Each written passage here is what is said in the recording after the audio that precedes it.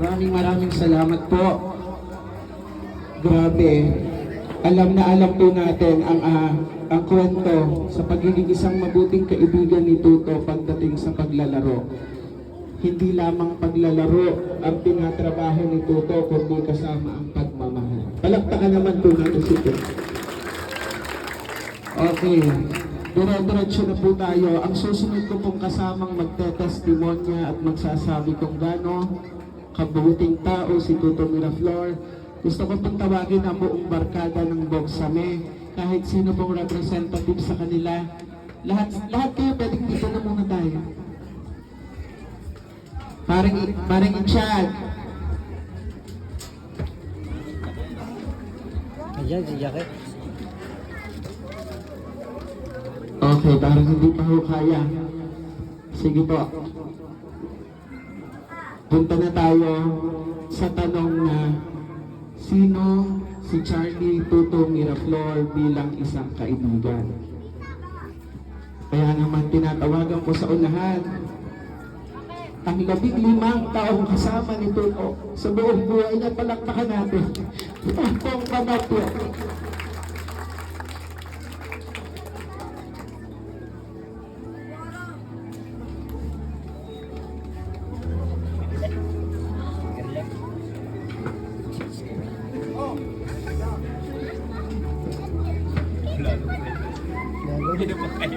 Hindi na makinig.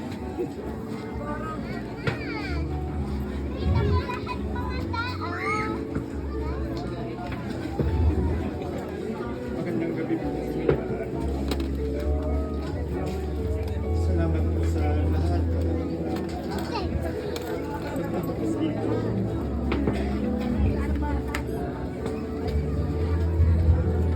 December 2, 2002.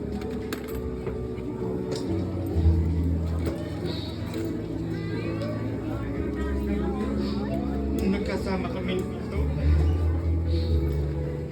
bilang magkaibigang kabataan.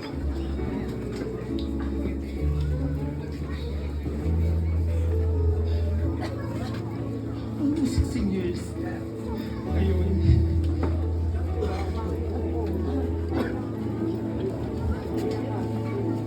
Si Tuto, hilig na yan dati magkitara. Nakikita niyo na yan naglalaro. Pero yung kanyang pagiging manlalaro, kung malagwa yan, kung pumasok na siya sa Golden Gate College.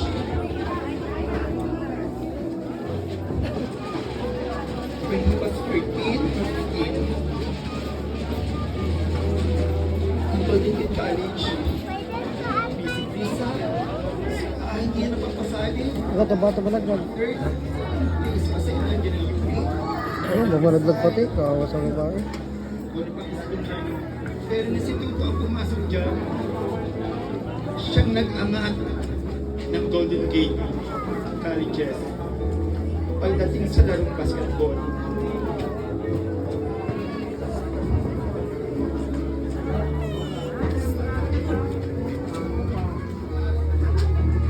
Nung gagraduate na siya ng high school sa Golden Gate, actually, almost every day, kami yung magkasama. Ako yung parang stepmom, stepbrother, lahat. Kasi tumitigil niya sa amin. Okay, going back to sa pagbabasketball niya, nakita yan ang coach ng UP, Coach MR, si Sir Bautro. Dapat si Tuto sa college sa Golden Gate din siya. Pero pinirate siya ng UP para naging varsity. At doon siya naging varsity player ng UP. Hindi nga lang siya nakatapos. Dahil si Tuto yung tipong hindi siya marunong hindi niya mainip. Laging tahimik. Kasi pag meron siyang actually HRM si Tuto, pag magluluto sila, kinakailangan nasa kanya siya magsasalita at i-explain niya yung kanyang niluto, hindi niya magawa Hindi siya maano sa tao. Sa ganitong tao. Hindi siya masyadong open, mahihain talaga yan. Tapos, si Tuto pa rin yung nasa amin. Siya din yung nag-alaga sa mga pamangking ko. Una niyang inalagaan yung pamangkin ko sa Eliza. 4 years old si Eliza noon. 13 magpo-14 si Tuto noon. Ngayon yung pamangkin kong sa Eliza, USRL na registered nurse na. Sumunod si Jaden. Actually, naandyan yung pamangkin ko. Ayun yung alaga niya. Si Raylin, yung panganay na kapatid nila, inalagaan din niya. Inihatid sa school. Ang daming sakripisyo niyang ginawa sa pamangkin ko, sa mga pamangkin ko. Kaya halos para sa amin, second family niya na kami. Pagdating sa mga kapatid ko, sa lahat ng pamangkin ko, lalo na sa ina ko, galing siyang kaklose sa amin. So sobrang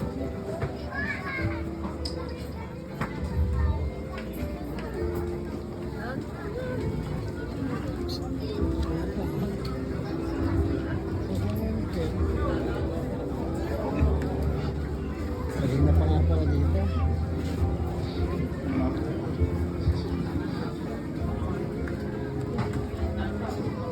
kaya na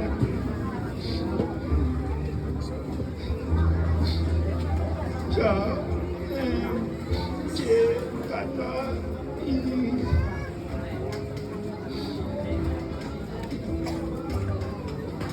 nakakatawa tayo.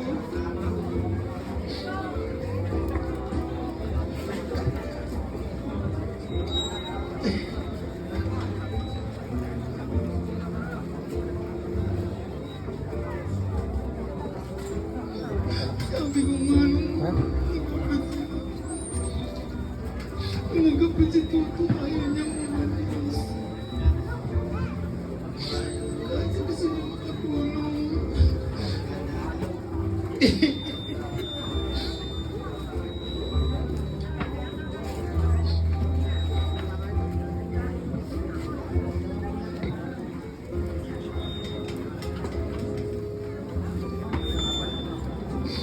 Hindi naman niya marunong magsabi ng nararamdaman niya.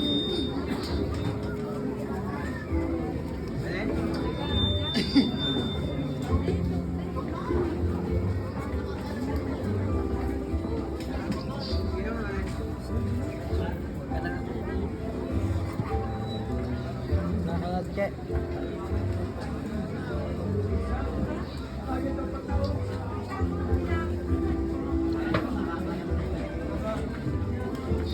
Basta yun lang po. Maraming salamat sa lahat. Mga paasin. Salamat sa pagpaligaw. Kasi ganyan ka naman. Salamat kasi tinanggap niyo ako sa pamilya ninyo. Kahit ganito, naramdaman ko. Oo. Bahala ako kay Tima. Hanggang ako'y malakas. Hanggang kaya ko.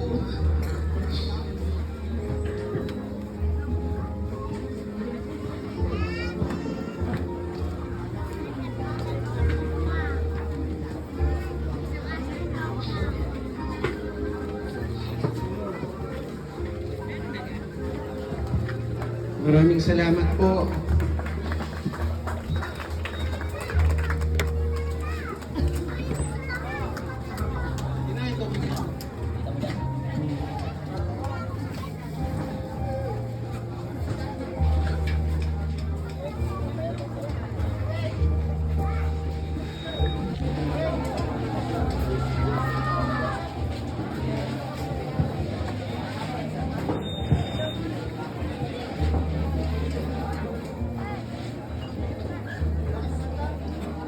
Okay po, tinatawagan ko po si Abby Miraflor, pamangkin po ni Tuto, isa po ako sa saksi kung gaano kahangang-hanga ang tuyuhin niya dito pagdating sa pagkanta. Kaya naman tinatawagan ko Abby Miraflor, bibigyan niya tayo ng isang awitin para sa kanyang Tito Tuto.